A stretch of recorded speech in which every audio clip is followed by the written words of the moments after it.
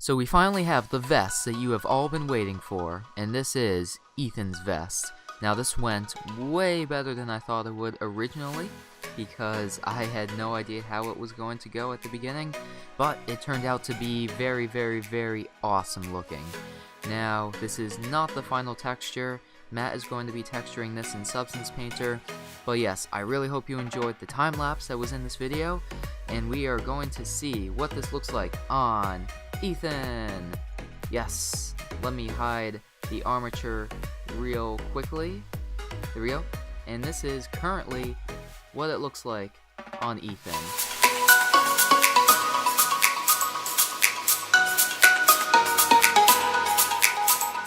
What is going on, everybody? This is Josh from Sorcerer Studios, and welcome to episode 25 of the Dungeon Game Dev series. Now, in the last video, we made the rigging for our new Ethan, but I actually edited the FBX of this model in MakeHuman. So let me go to MakeHuman and show you the changes that I made. So here are the differences that I made in MakeHuman, and there are really barely any differences. I just made the arms a little bit bigger, and I made them a little bit shorter, as you can see. And also, I changed a couple of the things on his face. So those are the changes that I made, but anyways, back to Blender. So to start off, it was kind of a hard task to figure out what the actual clothing on Ethan would be, and where the inspiration for that would come from. So I realized that I had to make a backstory for Ethan. Well, not really a backstory, but kind of like where he's from, what his job is, or what he does before he got into the Underground Kingdom. So I kind of did some searching. We knew initially that Ethan was going to be kind of a Nordic type person, but our goal in mind was not to copy the clothing from that area, because this is more of a fantasy world. So we had a very heavy emphasis on Ethan's backstory and his background. So I did some searching as to what Ethan's background or his job could be. So, as you know, this was back during medieval times. I'd say during maybe 1200 AD or something like that. The time is not exact, but anyway, this is a fantasy world, so the time doesn't specifically matter. So I initially thought that Ethan can be a scout for whatever kingdom that he belongs to, and we kind of played around with this. We kind of searched the internet for medieval scouts, and we kind of saw some certain different designs that we could use. Now, one certain constraint that we had to go by was the clothing had to be kind of tight-fitting on Ethan, because when Ethan puts on his armor, we don't want the clothing to show through. Now, there are obviously ways to fix this or to mitigate this, but we are not complete experts, so for now we need to figure out how to get the clothing tight-fitting so that Ethan can wear pretty much any type of armor without having the clothing show through. So we had that in mind, and we kind of searched up something like medieval peasant, and I guess those guys had very loose clothing. So we decided to go with more of the scout route.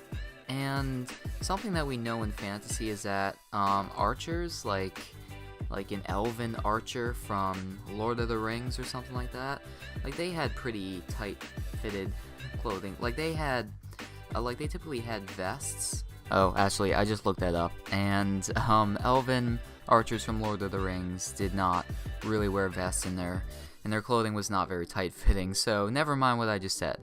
But anyway, so I tried to find a good representation or a good example of someone who would wear kind of tight-fitted clothing with preferably a vest to someone who is initially a scout or a courier. So I kind of thought, what about Robin Hood?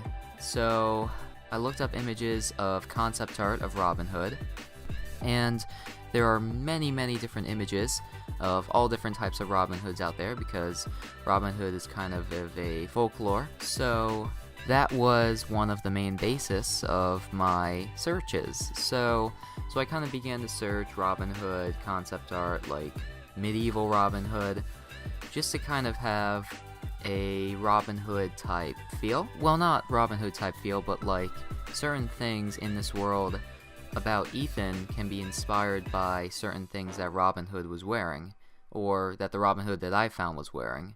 Now, just to defuse certain things, this doesn't mean that Ethan is going to be a legend with a bow and arrow. We will decide that in the future. But basically, that was kind of where I got the idea of the vest from, because as you could see me making the vest is very tight-fitting to Ethan, and Ethan will have a light shirt underneath it. Now, I haven't made the shirt yet, but that will probably be in the future video.